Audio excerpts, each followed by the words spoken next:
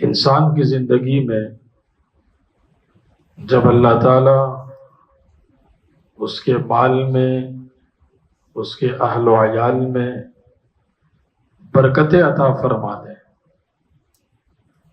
تو انسان کی زندگی ایک خوشحال زندگی ہو جاتی ہے۔ اور اگر خدا نخواستہ ہماری زندگی سے، ہمارے مال سے، ہمارے اہل و عیال سے اگر برکت اٹھ جائے تو ہماری زندگی بے چین زندگی ہو جاتی ہے۔ حضور اکرم صلی اللہ علیہ وسلم نے صحابہ اکرام کو برکت کی دعائیں دی۔ جس صحابی کو بھی برکت کی دعا حضور اکرم صلی اللہ علیہ وسلم نے عطا فرمائی ہے تو اس صحابی کی زندگی میں، ان کے مال میں خوب برکتیں اللہ نے دی، ان کی اولاد میں خوب برکتیں اللہ تبارک و تعالیٰ نے دی۔ جب انسان رشتہ ازدواج سے منسلک ہوتا ہے، اس کی شادی ہوتی ہے، نکاح ہوتا ہے، تو نکاح کے بعد مسنون الفاظ کیا ہیں کہ بارک اللہ لکما وبارک علیکما وجمع بینکما فی خیر، کہ اللہ تعالیٰ تم دونوں کی زندگیوں میں خوب برکتیں ڈال دے۔ برکت آ گئی، زندگی بن گئی، برکت نکل گئی، زندگی گئی۔ اس لیے بہت سارے لوگ آپ نے ایسے بھی دیکھے ہوں گے جن کے پاس وافر مقدار میں مال ہو، دنیا کی ہر نعمت ان کے پاس ہوگی، اپنے رہنے کے لیے بھی گھر ہوگا، خالی زمینیں بھی پڑی ہوں گی، اپنے استعمال کے لیے بھی گاڑی ہوگی، دوسری بھی گاڑیاں کھڑی ہوں گی، وہ چائے کا کپ بھی خود نہیں پیتا، اس کو نوکر دینے کے لیے آتے ہیں، پانی کا گلاس بھی خود نہیں بھرتا، اس کے ٹیبل پر اس کو ملتا ہے، لیکن پھر بھی زندگی میں سکون نہیں۔ ایسے بھی لوگ آپ نے دیکھے ہوں گے، اور ایسے بھی دیکھے ہوں گے جو بیچارہ کرائے کے گھر میں رہتا ہوگا، بسوں میں دھکے کھاتا ہوگا، پانی خود پینا نہیں ہے، بھر کے بھی خود لانا ہے، لیکن وہ اپنی زندگی میں خوش ہوگا۔ ہر طرح کے لوگ ہیں، ضروری نہیں ہے کہ جس کو اللہ نے بہت نعمتیں دی ہیں وہ آزمائش میں ہی ہوگا۔ اگر وہ اللہ کا فرما بردار ہے، اللہ اس کی زندگی میں برکت عطا فرمائے گا، یہ مال اس کے لیے بہت نعمت بن جائے گا۔ اس لیے عربوں کا ایک مقولہ ہے کہ ما احسن الدین والدنیا اذا اجتمعا، کہ دین اور دنیا اگر دونوں جمع ہو جائیں تو کیا ہی اچھی بات ہے کہ اللہ تعالیٰ کسی بندے کو دین بھی دے دے اور کسی بندے کو دنیا بھی دے دے۔ تو بہرحال ہماری زندگی میں برکت ہونی چاہیے، برکت۔ یہ نہیں ہے کہ ہم اللہ تعالیٰ سے صرف کثرت ہی مانگیں، یا اللہ یہ چیز بڑھ جائے، مال بڑھ جائے، زمینیں بڑھ جائیں، گاڑیاں بڑھ جائیں، کاروبار بڑھ جائے، بڑھ تو جائے لیکن برکت والا ہو۔ اگر بڑھ جائے بے برکتی والا ہو، یہ ہمارے لیے بہت بڑی آزمائش اور بہت بڑا فتنہ اور بہت بڑا وبال جان بن جائے گا۔ اب سوال یہ ہے کہ زندگی میں برکت کیسے آئے گی، اور کیا چیز ایسی ہوتی ہے جس کی وجہ سے ہماری زندگی سے برکت اٹھ جاتی ہے؟ تو 6 کام ہمیں کرنے ہیں۔ وہ 6 کام ہماری زندگی میں انشاءاللہ برکتیں لے کر آئیں گے، ہماری زندگیوں کو خوشحال کر دیں گے، ہماری زندگیوں کو بہت اچھا کر دیں گے۔ پہلا کام، گناہ نہیں کرنا، اپنے آپ کو اللہ تعالیٰ کی نافرمانی سے روکنا ہے، اللہ کے احکام کو توڑنے سے روکنا ہے، یعنی اللہ کی فرما برداری کرنی، اللہ کے احکامات پر عمل کرنا ہے، جس میں کیا ہے؟ نمازوں کی پابندی کرنی ہے، جماعت کے ساتھ نماز پڑھنی ہے، مسجد میں نماز پڑھنی ہے، کہیں بھی اللہ کا حکم ٹوٹ رہا ہو وہ کام نہیں کرنا۔ یہ چیز 100% ہماری زندگی میں برکت لے کر آئے گی۔ دیکھیے، قرآن سے سچی تو کوئی کتاب نہیں ہے نا، اور اللہ کی بات سے سچی تو کسی کی بات نہیں۔ خود قرآن کریم میں اللہ نے فرمایا وَمَنْ أَصْدَقُ مِنَ اللَّهِ قِيلًا، اللہ سے سچا ہے کون؟ وَمَنْ أَصْدَقُ مِنَ اللَّهِ حَدِيثًا، اللہ سے سچی بات ہے کس کی؟ اب اللہ تعالیٰ نے قرآن کریم میں کیا فرمایا کہ وَلَوْ أَنَّ أَهْلَ الْقُرَىٰ آمَنُوا وَاتَّقَوْا، اگر لوگ ایمان لے آتے ہیں اور ایمان کے بعد اللہ تعالیٰ کی نافرمانی سے بچتے ہیں، اللہ کے احکامات پر عمل کرتے ہیں، تو کیا فائدہ ہوگا؟ لَفَتَحْنَا عَلَيْهِمْ بَرَكَاتٍ مِّنَ السَّمَاءِ وَالْأَرْضِ، اللہ تعالیٰ نے فرمایا کہ زمین سے بھی برکتوں کے خزانے کھول دوں گا اور آسمان سے بھی برکتیں برسانا شروع کر دوں گا. یعنی اوپر نیچے سے برکتیں آ جائیں گی, زمین سے بھی برکتیں اور اوپر سے بھی برکتیں, یعنی برکتوں کے سائے میں ہم ہوں گے, برکتوں کے نیچے ہم دبے ہوئے ہوں گے. یہ کس چیز سے ہمیں ملے گا؟ اللہ تعالیٰ کی نافرمانی چھوڑنا ہے, گناہ چھوڑنا ہے, نیک اعمال کرنا ہے. دوسری چیز, حرام کمائی کے قریب نہیں جانا. دھوکہ ہے, رشوت ہے, ناجائز قبضہ ہے, کسی کا حق مارنا ہے, ورثاء کی جائیدادوں پر قبضہ کرنا ہے, غلط. حضور اکرم صلی اللہ علیہ وسلم نے فرمایا کہ ان اللہ طیب لا يقبل الا طیب. اللہ تعالیٰ بھی پاک ہے اور اللہ پاک مال کو پسند فرماتے ہیں. جہاں حرام آتا ہے وہاں زندگیوں سے برکت چلی جاتی ہے. حرام آئے اور زندگی میں سکون ہو, یہ دو چیزیں آپس میں جمع نہیں ہوتی, اس لیے حرام سے اپنے آپ کو بچا. نمبر 3, دھوکہ, فریب, خیانت, دو نمبری, اس سے اپنے آپ کو بچائیں. دیکھیں حضور اکرم صلی اللہ علیہ وسلم نے ہمارے لیے تمام مسائل بیان فرمائے. عبادات کے مسائل ہوں وہ بیان فرمائے, پھر گھریلو مسائل ہوں وہ بیان فرمائے, خاندان کے مسائل ہوں وہ بیان فرمائے, معاشرت کے مسائل ہوں وہ بیان فرمائے, دنیا سے جانے کے بعد کے احکامات ہوں وہ بیان فرمائے, کاروبار کرتے ہیں وہ بیان فرمایا. ایک مرتبہ حضور اکرم صلی اللہ علیہ وسلم نے فرمایا کہ البیعان بالخیار ما لم یتفرقا. دو آدمی جب خرید و فروخت کرتے ہیں, ایک مجلس میں بیٹھے ہوئے ہیں, ایک بندہ کہتا ہے میں آپ کو یہ چیز بیچ رہا ہوں, دوسرا بندہ کہتا ہے کہ ٹھیک ہے میں آپ سے خرید رہا ہوں. ابھی اسی مجلس میں بیٹھے ہوئے ہیں اور خریدنے والے کو ذہن میں تھوڑا سا آیا کہ نہیں میں نہیں خرید سکتا, اب میں اس سودے کو کینسل کرتا ہوں, اس لیے کہ اتنے پیسے میں کیسے دوں گا, پھر یہ چیز میں اگر لے لوں گا تو یہ چیز میرے تو کام ہی نہیں آئے گی, میں تو پھنس جاؤں گا. اب وہ اپنے سودے کو کینسل کر رہا ہے تو حضور اکرم صلی اللہ علیہ وسلم نے فرمایا کہ جب تک ایک مجلس میں وہ لوگ بیٹھے ہوئے ہیں تو ان کو اختیار ہے کہ اگر وہ اس سودے کو کینسل کرنا چاہیں تو کر سکتے ہیں. اس کو شریعت میں خیار مجلس کہتے ہیں. آگے جو حضور اکرم صلی اللہ علیہ وسلم نے بیان فرمایا, آپ نے فرمایا کہ اگر وہ دونوں سچ بولتے ہیں اور ہر چیز کو بیان کر دیتے ہیں, ایک تو یہ ہوتا ہے کہ انسان اپنی چیز بیچتا ہے تو اس کی خامیوں کو دباتا ہے کہ خریدار کو کہیں یہ چیز پتہ نہ چل جائے, اگر یہ چیز پتہ چل گئی نا تو میرا مال بکے گا ہی نہیں, اور اگر بکے گا تو اس ریٹ میں نہیں بکے گا, نفع تو اتنا ہوگا ہی نہیں. پھر انسان کوشش کرتا ہے کسی طرح سے اس عیب کو چھپا دیا جائے اور اگلے کو نظر نہ. اچھا, اس کا ضمیر خود مطمئن نہیں ہوتا, وہ خود یہ سوچ رہا ہوتا ہے کہ میں کر تو غلط رہا ہوں لیکن کیا کریں, نفع بھی لمبا چاہیے, پیسہ بھی زیادہ چاہیے, اب یہ سب چیزیں بیان کر دیں گے تو مسئلہ ہو جائے گا, مال ہی نہیں بکے گا. تو حضور اکرم صلی اللہ علیہ وسلم نے فرمایا کہ فَإِن صَدَقَا وَبَيَّنَا بُورِكَ لَهُمَا. اگر یہ دونوں سچ بولتے ہیں اور یہ دونوں ہر چیز بیان کر دیتے ہیں تو اللہ تعالیٰ ان کے اس پیسے میں غیب کے خزانوں سے برکتیں ڈال دیتے ہیں.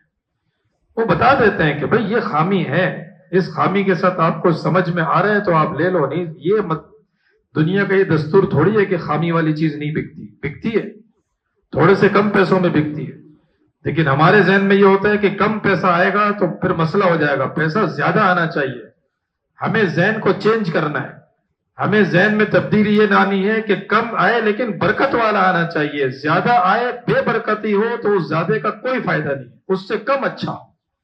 اصل یہ ہے کہ اللہ تعالیٰ ہمارے مال میں برکت عطا فرمائے. اس لیے طے کر لیں کہ کسی کو دھوکہ نہیں دینا, کسی کے ساتھ غلط بیانی نہیں کرنی, کسی کے ساتھ ناجائز نہیں کرنا, کسی کو پھنسانا نہیں ہے. اس لیے حضور اکرم صلی اللہ علیہ وسلم نے فرمایا کہ اگر دونوں سچ بول دیں گے اور دونوں بیان کر دیں گے تو اللہ تعالیٰ ان کے اس سودے میں اپنی طرف سے خوب برکتیں ڈال دیں گے. اور پھر حضور اکرم صلی اللہ علیہ وسلم نے فرمایا اگر وہ دونوں جھوٹ بولتے ہیں، وہ دونوں عیب کو چھپاتے ہیں، جلدی جلدی بیچا کہیں اس کو پتہ نہ چل جائے، کہیں وہ کسی سے مشورہ نہ کر لے، کہیں اس کی نظر نہ پڑ جائے، تو حضور اکرم صلی اللہ علیہ وسلم نے فرمایا کہ اللہ تعالیٰ اس مال سے برکتوں کو اٹھا لیتے ہیں، اور جب برکت اٹھ گئی نا تو وہ اربوں روپے میں بھی اگر آپ کے پاس پیسہ آ جائے گا نا وہ کسی کام کا نہیں ہوگا۔ ایسے لوگ آپ نے دیکھے ہوں گے جن کے پاس اربوں روپے کی جائیداد ہے، وہ کہتے ہیں ہمارا ہاتھ ٹائٹ ہے، ہمارے پاس پیسہ نہیں۔ اس غریب سے قدر پوچھیں جن کے پاس 1,00,000 روپے بھی جمع نہیں ہوتے۔ ہمیشہ انسان کو اپنے ہونے والی چیزوں پر اللہ کا شکر ادا کرنا چاہیے کہ یا اللہ آپ نے جو دیا ہے، یا اللہ آپ کا بڑا احسان ہے، میں اس قابل بھی نہیں تھا۔ ہم اللہ تعالیٰ کا شکر ادا کریں گے، اللہ تعالیٰ نعمتوں میں برکت عطا فرمائے۔ اور اگر ہم موجودہ چیزوں پر روتے رہیں گے، یہ بہت بڑا خطرہ ہے اور ڈر ہے اس بات کا کہ ایسا نہ ہو کہ اللہ تعالیٰ ناراض ہو کہ وہ چیز بھی چھین لے، پھر اصل رونا شروع ہو جائے گا، پھر پتہ چلے گا کہ نہ ہونا کہتے کس کو ہے۔ اس لیے یہ 3 کام تو لازمی کرنے، اپنے آپ کو گناہوں سے بچانا ہے، اپنے آپ کو حرام کمائی سے بچانا ہے، اور اپنے آپ کو جھوٹ، فریب، دھوکہ، خیانت، ان چیزوں سے بچانا ہے۔ چوتھا کام، سودی لین دین سے اپنے آپ کو بچانا ہے۔ جہاں سود کا شائبہ نظر آئے رک جائیں، یہ خطرناک چیز ہے۔ اللہ تعالیٰ نے قرآن کریم میں بہت سخت الفاظ جو بیان فرمائے ہیں نا، وہ سود لینے دینے والے کے متعلق بیان فرمائے۔ اتنا سخت جملہ اللہ نے ارشاد فرمایا کہ بندہ ڈر کے پیچھے ہٹ جاتا ہے کہ فَأْذَنُوا بِحَرْبٍ مِّنَ اللَّهِ وَرَسُولِهِ، کہ اللہ اور اس کے رسول کے ساتھ جنگ کے لیے تیار ہو جاؤ۔ اس لیے قرآن کریم میں اللہ تعالیٰ نے فرمایا يَمْحَقُ اللَّهُ الرِّبَا وَيُرْبِي الصَّدَقَاتِ، کہ سود سے اللہ تعالیٰ پیسے کو ختم کر دیتے ہیں، اللہ تعالیٰ اس کو مٹا دیتے ہیں، صفحہ ہستی سے انسان مٹ جاتا ہے اور انسان بالکل کنگلا، بالکل بھکاری ہو جاتا ہے۔ اس لیے اس چیز سے اپنے آپ کو بچانا۔ 5واں کام جو ہمیں کرنا ہے وہ یہ ہے کہ اللہ تعالیٰ کے راستے میں صدقات اور وقت آنے پر حساب لگا کر مکمل زکوٰۃ ادا کرنے کا اہتمام۔ اور پھر وہی بات ہے کہ ہم مسلمان ہیں، ہمیں اللہ تعالیٰ کے غیب کی باتوں پر یقین ہے۔ ہر وہ چیز جو سامنے نظر آئے اس کو تو ہر بندہ مان لیتا ہے۔ کمال تو یہ ہے نا کہ جو چیز سمجھ نہیں آ رہی اور اللہ کا حکم ہے اس کو تسلیم کرنا، اسی کو اصل ایمان کہتے ہیں، اسی کو اصل اسلام کہتے ہیں۔ ایک بندہ زکوٰۃ دیتا ہے، جن کے پاس پیسہ زیادہ ہے ان کی لاکھوں روپے میں زکوٰۃ نکل جاتی ہے، بعض لوگوں کی کروڑوں روپے میں زکوٰۃ نکل جاتی ہے، پھر وہ نکال رہے ہوتے ہیں، تھوڑا سا ہل بھی رہے ہوتے ہیں کہ اتنا پیسہ نکل رہا ہے، حالانکہ یہ اتنا پیسہ جو نکل رہا ہے یہ باقی پیسے کے لیے ایک بہت بڑی ضمانت ہے۔ زکوٰۃ کے شریعت میں 2 معنی ہوتے ہیں، نمبر 1 پاکی، نمبر 2 بڑھنا، اور زکوٰۃ سے اللہ تعالیٰ یہ دونوں فائدے دیتے ہیں۔ اگر ہم زکوٰۃ نہیں دیں گے تو جو مال ہمارے پاس بچا ہوا ہے یہ بھی سارا ناپاک ہو جائے گا، اور اگر ہم زکوٰۃ نہیں دیں گے تو اللہ تعالیٰ اس مال میں ہمیں ترقی عطا نہیں فرمائیں گے۔ انسان کاروبار کرتا ہے، انسان محنت کرتا ہے، انسان مشقت کرتا ہے، انسان کوشش کرتا ہے، کس لیے؟ وہ کہتا ہے میرا بزنس بڑھ جائے، میرا پیسہ بڑھ جائے، میں چھوٹے مکان میں ہوں میں بڑا مکان لے لوں گا، میں چھوٹی گاڑی چلاتا ہوں میں بڑی گاڑی لے لوں گا، ایک گاڑی میرے پاس ہے ایک میں ڈرائیور کے لیے لے لوں گا، ایک میرے پاس ہے ایک میں اپنے بچوں کے لیے لے لوں گا۔ یہ جب ہی ہوگا نا جب انسان کے پاس مال بڑھے گا۔ لیکن اگر ہم زکوٰۃ صحیح ادا نہیں کریں گے تو اللہ تعالیٰ ہمارے مال کو بڑھائیں گے ہی نہیں، ہمارا وال وہیں اسٹاپ رہے گا اور اللہ تعالیٰ مال سے برکتیں اٹھا لیں گے۔ اس لیے جب بھی جس کا زکوٰۃ کا وقت ہو وہ لازمی زکوٰۃ ادا کرے، اور زکوٰۃ تو دیکھیں دینا ہی دینا ہے، وہ تو فرض ہے، وہ نہ دینے والا تو مجرم ہے۔ اس لیے سخی اللہ کے نزدیک وہ کہلاتا ہے جو زکوٰۃ کے علاوہ بھی اپنا مال اللہ کے راستے میں خرچ کرتا ہے۔ حضور اکرم صلی اللہ علیہ وسلم نے ہمیں اتنی بڑی تسلی دی کہ آپ صلی اللہ علیہ وسلم نے فرمایا کہ میں اللہ کی قسم کھا کر کہتا ہوں، حالانکہ حضور اکرم صلی اللہ علیہ وسلم کو اپنی بات کی سچائی کا یقین دلانے کے لیے قسم کی ضرورت نہیں ہے. آپ صلی اللہ علیہ وسلم کی زبان مبارک سے نکلی ہوئی بات ہماری سر آنکھوں پر ہمیں دل و جان سے تسلیم ہے. لیکن مزید یقین دلانے کے لیے اللہ کے رسول صلی اللہ علیہ وسلم نے فرمایا کہ میں اللہ کی قسم کھا کے کہتا ہوں کہ صدقے سے کبھی بھی مال کم نہیں ہوتا. اور قرآن کریم نے اللہ تعالیٰ نے فرمایا کہ یربی الصدقات، اللہ صدقات کو بڑھاتا ہے.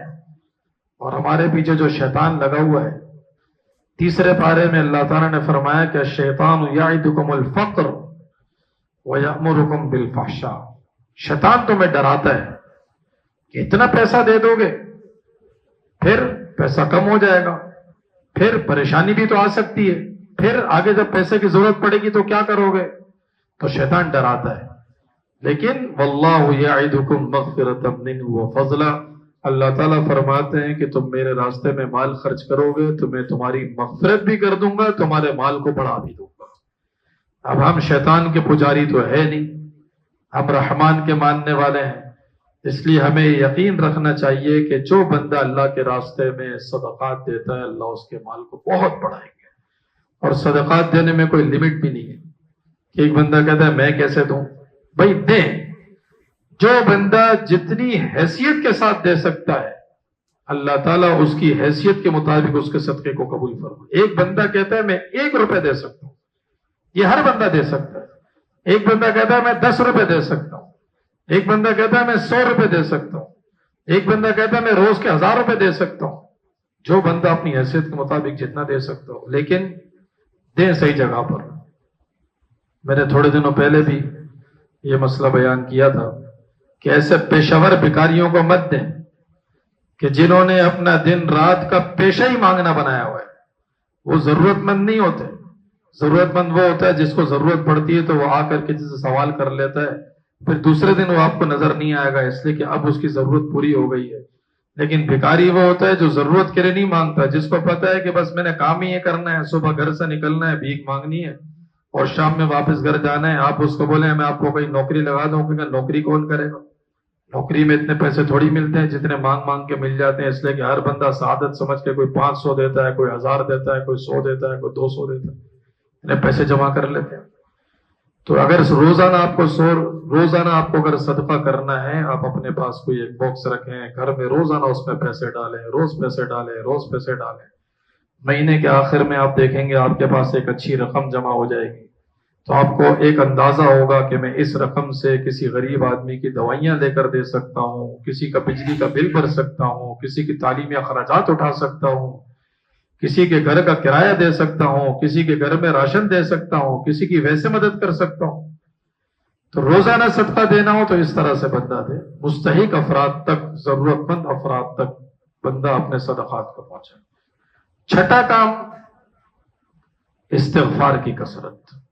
یہ کتنا بڑا عمل ہے روزانہ کثرت سے استغفار کرنا کہ قرآن کریم میں سورہ نوح آپ پڑھے تو اللہ تعالی نے فرمایا کہ استغفار کرو میں اس سے تمہیں خوب فراوانی دوں گا. کیا چیز ہے جو استغفار سے نہیں ملتی؟ پہلا رکوع آپ پڑھیے گا سورہ نوح کا، آپ کو پتہ چلے گا اللہ تعالی نے استغفار پر نرینہ اولاد کے وعدے کیے، اللہ تعالی نے استغفار پر گناہوں کی معافی کے وعدے کیے، اللہ تعالی نے مال کی کثرت کے وعدے کیے، اللہ تعالی نے باغات کے وعدے کیے، اللہ تعالی نے نہروں کے وعدے کیے. اس لیے استغفار جو ہے نا وہ ایک بہت بڑا عمل ہے. تو ہمارا یہ معمول ہو کہ روزانہ استغفر اللہ ربی من کل ذنب واتوب الیہ، یا تو یہ مکمل استغفار پڑھیں یا مختصر استغفر اللہ استغفر اللہ استغفر اللہ، روزانہ کم از کم 100 مرتبہ صبح 100 مرتبہ شام بھی اگر ہم پڑھ لیں تو اللہ تعالیٰ اس کی وجہ سے ہماری زندگیوں میں خوب برکت عطا فرمائیں گے.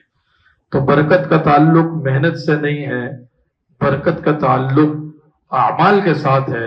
محنت سے انسان مال بڑھا تو سکتا ہے لیکن محنت سے انسان اس مال میں برکت نہیں لا سکتا. برکت انسان کے مال میں جب آئے گی جب انسان اعمال والی زندگی پر آئے گا، اور بغیر برکت کے مال کا کوئی فائدہ بھی نہیں ہوتا. اس لیے نیت بھی کریں اس چیز کی، دعا بھی کریں اس چیز کے لیے، عزم بھی کریں اس چیز کے لیے کہ اللہ تعالی ہمیں اعمال والی زندگی عطا فرمائے. وآخر دعوانا ان الحمد للہ رب العالمین.